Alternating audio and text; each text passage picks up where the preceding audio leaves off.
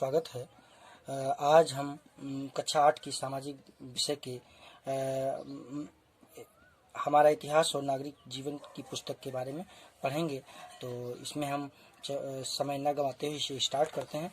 आपको मैंने इसकी पाठ्यचर्या के बारे में बता ही दिया है कि क्या क्या पढ़ना है, ये मैंने आपको बता ही दिया है, पहले भी बता दिया है।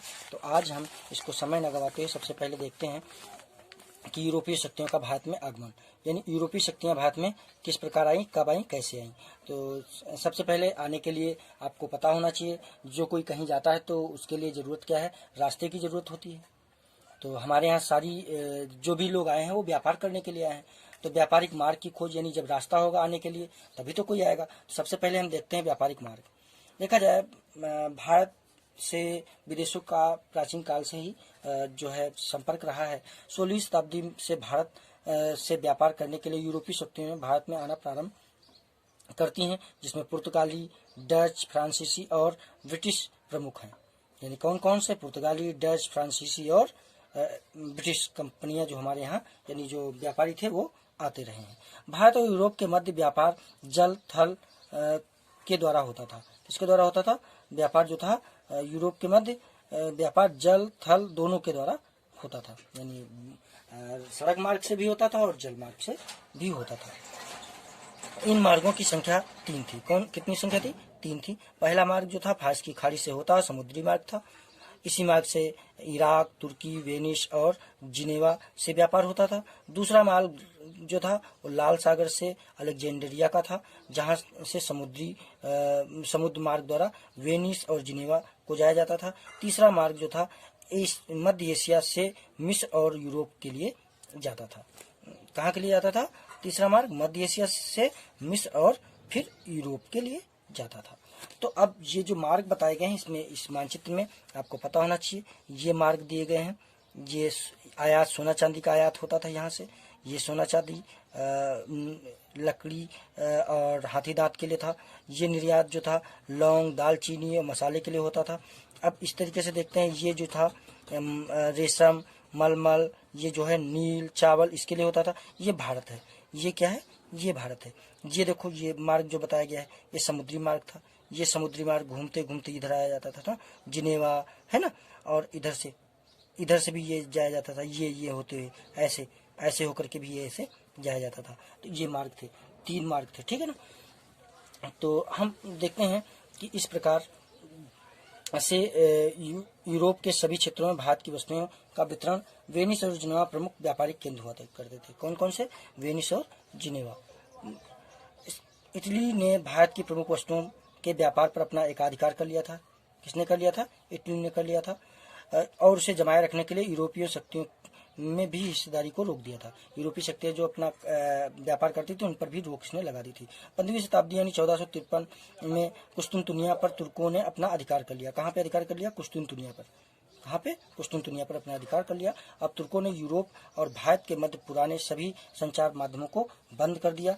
कुस्तुनतुनिया नगर व्यापार मार्ग का मुख्य द्वार हुआ करता था, अतः व्यापार के लिए यूरोप के व्यापारियों को कुस्तुनतुनिया नगर को पार करना पड़ता था।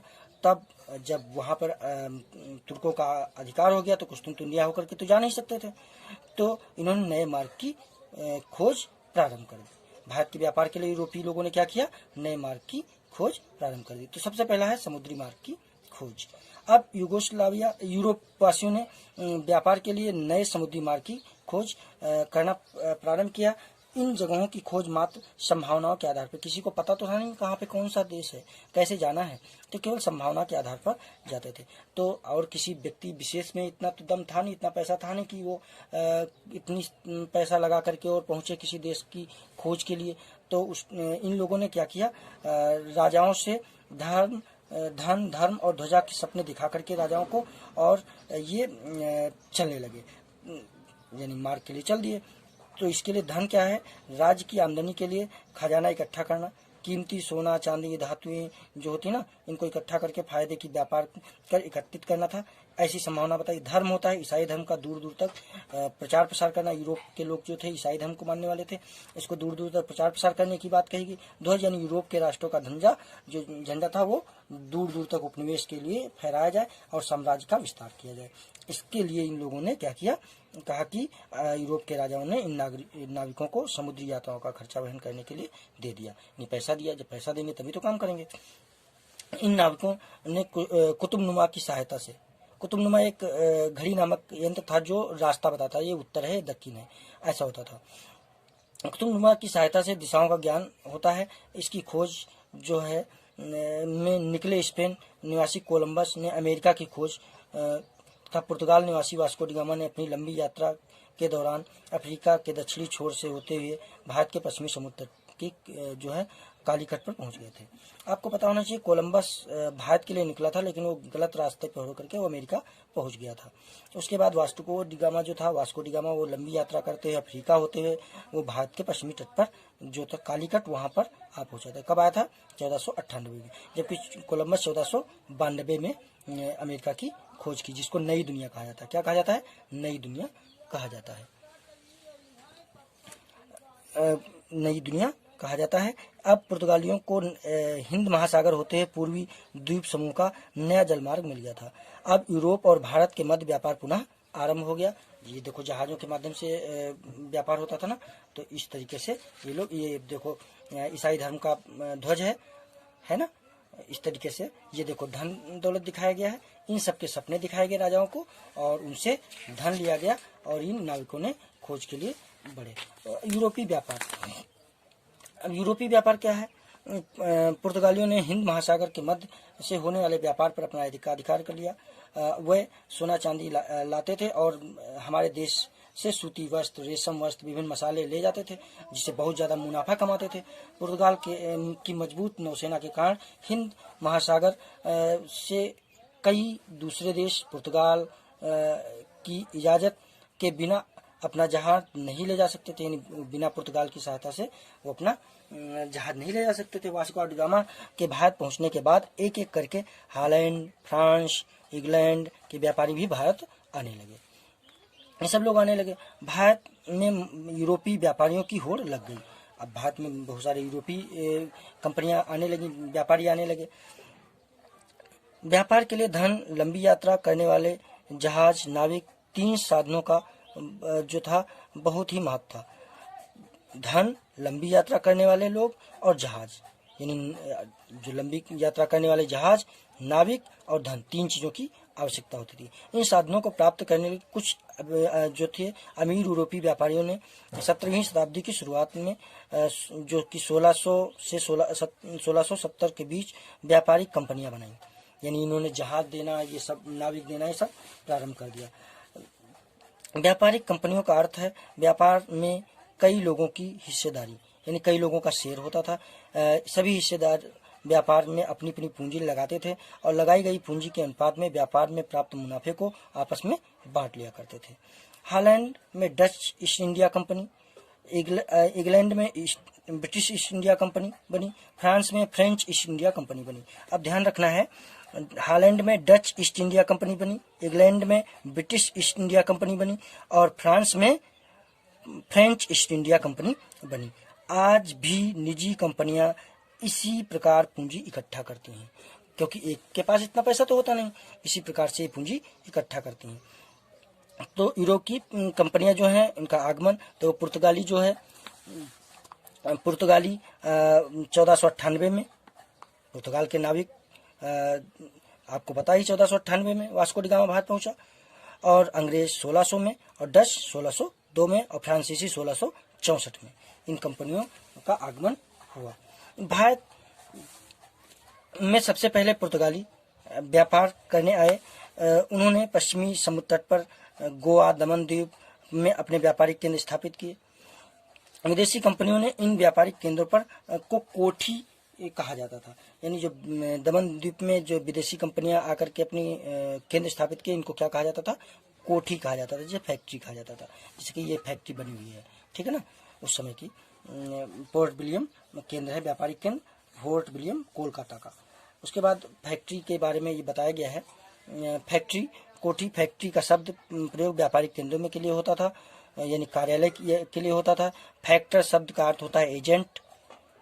कंपनी की ओर से कार्य करने वाले व्यापारी एजेंट यानी कोठी में कार्य करते थे, उसे फैक्ट्री कहा जाता था। यूरोप की बस्तियों के लिए भी सैनिक रखे जाते थे यहाँ पे, यानी इन बस्तियों के लिए सैनिक भी रखे जाते थे। कोठी की रक्षा करने के लिए किले भी होते थे, और इन किलों की सुरक्षा के लिए यूरोपीय व्यापारी जो थे वो सशस्त्र सैनिक भी तैनात करते थे, यानी सशस्त्र यानी सेना के सैनिक तैयार करते थे, रखते थे। वास्को ड गामा के भारत पहुंचने के बाद एक एक करके हॉलैंड, इंग्लैंड, फ्रांस के व्यापारी भी जल मार्ग के रास्ते भारत आने लगे। उस समय हिंदुस्तान के तो किसी भी शासक ने नौसेना तैयार करने की बात सोची तक नहीं थी जब ये आने लगे थे जल मार्ग से। तब भारत के किसी भी शासक ने नौसेना के बारे में विचार भी नहीं किया था। हॉलैंड निवासियों ने, जो डच कहलाते थे, कालीकट, कोचीन, नागापट्टनम तथा चिनसुरा में व्यापारिक केंद्र खोले। फ्रांसीसियों ने मछलीपट्टनम, पांडिचेरी, चंद्रनगर, माही स्थानों पर अपने व्यापारिक केंद्र खोले। अंग्रेजों ने केवल समुद्र तट पर ही सीमित नहीं रखा, बल्कि ये सूरत, कैम्बे, अहमदाबाद, आगरा, बड़ौच, पटना, काशिम बाजार आदि स्थानों पर व्यापारिक केंद्र बनाए, क्योंकि इसने अपना पहले से बड़ा विस्तार कर लिया। किसने विस्तार कर लिया? अंग्रेजों ने। भारत में यूरोप के सभी देशों में व्यापारी पुर्तगालियों के हाथ से व्यापार छीनना चाहते थे। ये क्या, सभी जो यूरोप से आए सभी देश जो थे ये पुर्तगालियों से अपने हाथ यानी उनके हाथ से व्यापार छीनने की होड़ लगा रहे थे। उनकी कोशिश यही रहती थी कि भारत में कम से कम कीमत देकर सामान खरीद सकें, फिर वह इस सामान को यूरोप में अधिक से अधिक दाम पर बेचें और खूब मुनाफा कमा सकें। उन्होंने पाया कि सूरत जो और मसूलीपट्टनम, जिसको मछलीपट्टनम कहा जाता है, जैसे बड़े बंदरगाहों पर सामान व्यापारियों द्वारा बिकने लाया जाता है, यानी इन पर जो है सामान बिकने लाया जाता था, या महंगा मिलता है। तो उन्होंने सोचा कि गांव-गांव जाकर अपने एजेंट तैयार कर दें, और एजेंट के माध्यम से अगर हम खरीदेंगे तो और सस्ता पड़ेगा, यानी जो चीज़ गांव से ली जाएगी वो और सस्ती पड़ेगी। तो ये सारी चीज़ सोची। इसके साथ साथ समय के साथ साथ पुर्तगाली नौसेना और किलों की ताकत अंग्रेज, डच और फ्रांसीसी के मुकाबले के कारण कमजोर पड़ गई। कुछ समय तक किसी एक का भारत पर व्यापार नहीं जम सका। विदेशी कंपनियों ने व्यापार में लाभ कमाने के लिए साम, दाम, दंड और भेद के तरीके भी अपनाए। उन्होंने बंदरगाहों व राजाओं के पास अपने अपने प्रतिनिधियों और दूत भेजे और राजाओं से खुलकर व्यापार की इजाज़त मांगी। अनुमति प्राप्त करने के लिए खुशामद भी की, और फलस्वरूप राजाओं को उन्होंने फरमान यानी पत्र भी जारी किए। व्यापारियों के जो दूत थे उन्होंने करों को न देने की छूट मांगी। इसके बदले में उन्होंने बादशाहों को और राजाओं को खूब सारी चीज़ें भेंट की, यानी जैसे कि जानते हो कि आप किसी से अगर हमें कोई काम चलाना तो उसे कुछ भेंट देते ना, जिसे घूस बोलते हैं आज के समय में, तो देते थे। तो राजाओं से छूट मांगने के लिए मुगल बादशाह जहांगीर के दरबार में कैप्टन हॉकिंस, जो 1608 ईस्वी में आने वाला पहला अंग्रेज राजदूत था, इसके बाद सर थॉमस रो, जो कि 1615 में जहांगीर के दरबार में आया, उसने मुगल जहांगीर के दरबार की शान शौकत देखी और वह उससे बहुत प्रभावित हुआ। उसने सम्राट को अंग्रेजी दस्ताने भेंट किए। इंग्लैंड में इस्तेमाल की जाने वाली बग्घी, जिससे जहांगीर प्रसन्न हुआ, यानी ये चीज़ें भेंट की। तो जहांगीर ने भी उसे छूट दी, करों में छूट देने की बात कही। उसके बाद में आता है हिंदुस्तान के राजाओं के मन में यूरोपीय व्यापारियों की तरफ से मिलने वाली धमकी का असर भी था।